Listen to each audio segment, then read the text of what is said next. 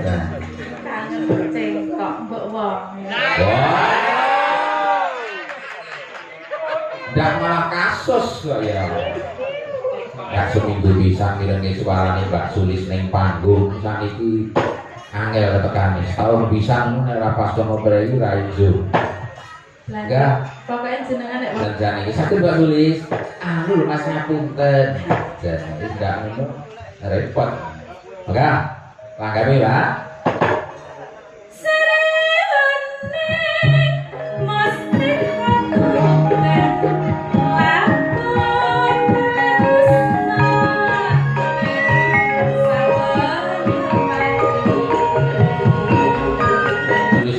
Cengkoknya nek Sri Uning itu beda dengan yang lainnya. Alah ngono ki patine njaluk Sri Uning. Boten saestu nek dari dulu panjenengan niku nek nembang Sri Uning beda kok nggih cengkoknya. Nggih, ada bagian-bagian tertentu yang berbeda dengan cengkoknya presiden lain. Nggih, kula nika nek anu kali jenengan nggih ngoten niku lho Mas. Wonten bagian-bagian tertentu sing kula remen kali jenengan. Wah, iya lagi lho, lagi. Tenang iki.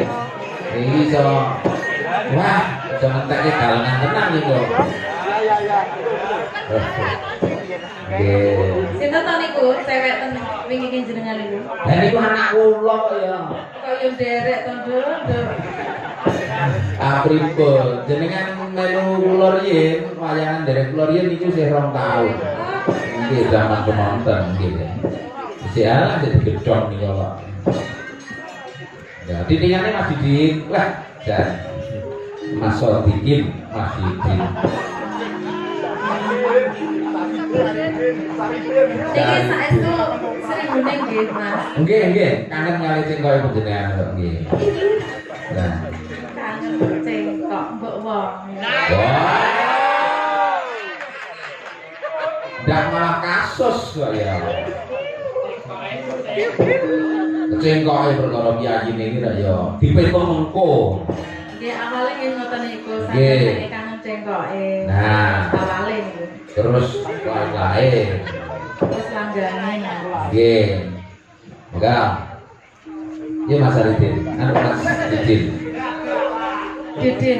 Niki nama Didin putrane Pak Rubel niku. Nggih. Kula kita nek Pak Bugol lho niku. Wah. Oh alah, Didin. Suwe ra ketemu kok ya luwak mangan tales gimana. Awal lagi apa sobek men lho. Enggak. Putri Kangsu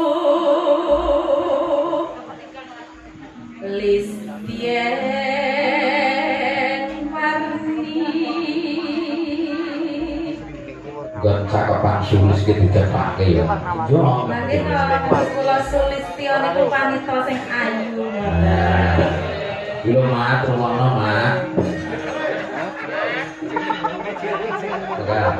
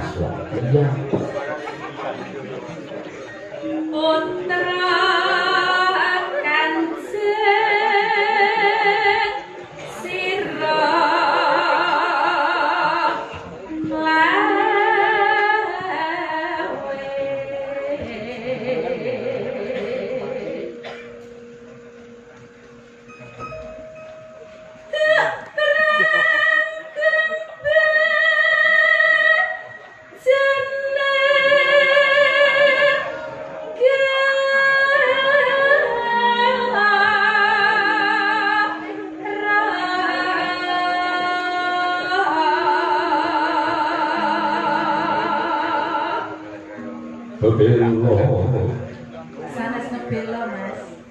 Tapi bu, Bebelo. lagi. Jeneng kula kok ngebelo. Oh, ngebelo iki nek pun rampung lho tak anu.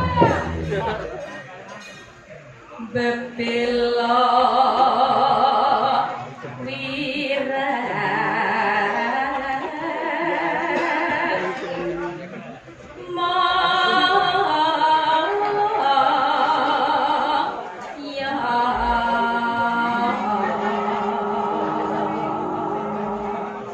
lurah usuk sura orang undang iki gorong nek ora seneng engko ya. Tanmurong sriune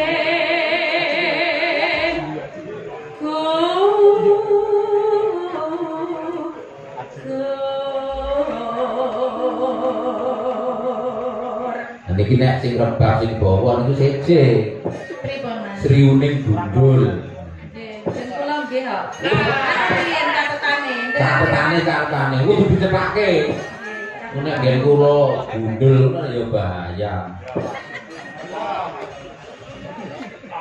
Enggak.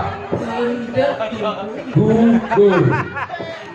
Maka mesti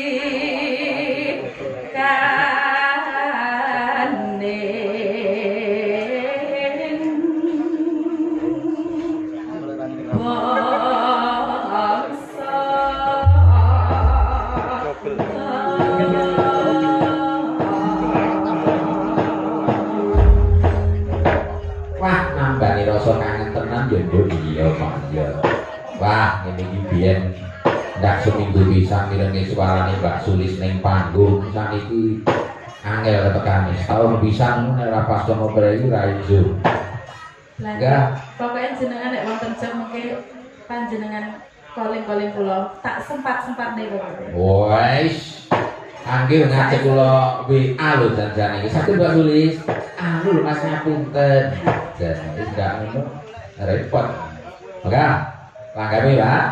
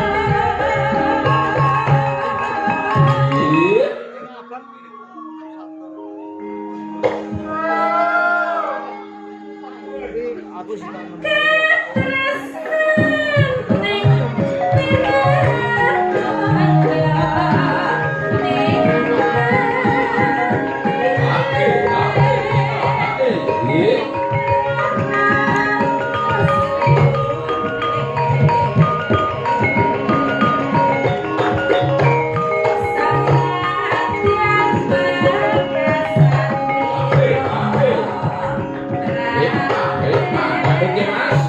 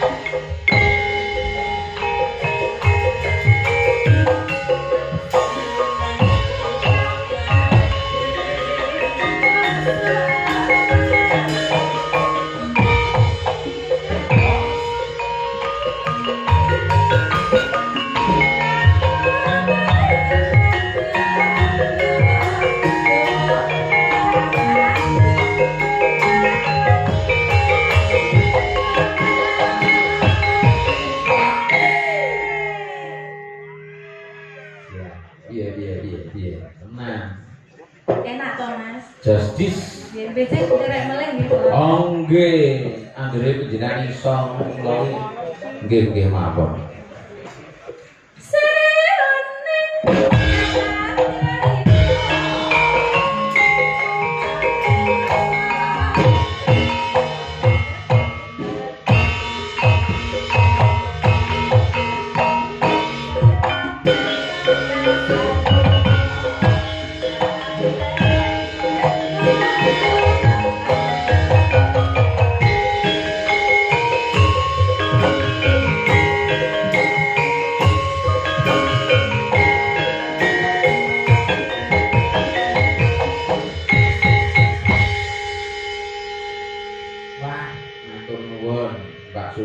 Injih, sami-sami Mas. Iki tembang langenan riptanipun pepunden saking Blitarugi. Ki Haji Sukron Suwondo. Luar biasa karyanya. Nggih. Wah, biyen ki tahun piro ya? 2010 ya. Mbak Sulisi ngajak mayang ning Kemiri dhuwur kono. Sor nebel. Dalan iki mubeng-mubeng. Garwane iki lali lho. Mangkate genah dalane kuwi kok muni karo kleru munggah. Jan kaya sing ngenong ngijin iki mau. Matur nuwun. Iki sing ngenong saka anu ngendi iki jenenge Pacitan. Kok Pacitan iki? Mas Dalang Imam Khairul sangka cedhake Pacitan. Oh, ya, sangka Mbak Usan Kidul. Kula nek maya mbok dijak to Mas, ora kita ngelawak-ngelawak ngono nggih. Jan nggih. Matur nuwun menika Mas Jupe Multimedia yang sampun nyiaraken secara langsung. Ugi dipun pirsani menika Pak Eko Suroso saking Kebak Keramat. Kebak Keramat niku Sragen nggih. Sragen menapa Karanganyar? Karanganyar.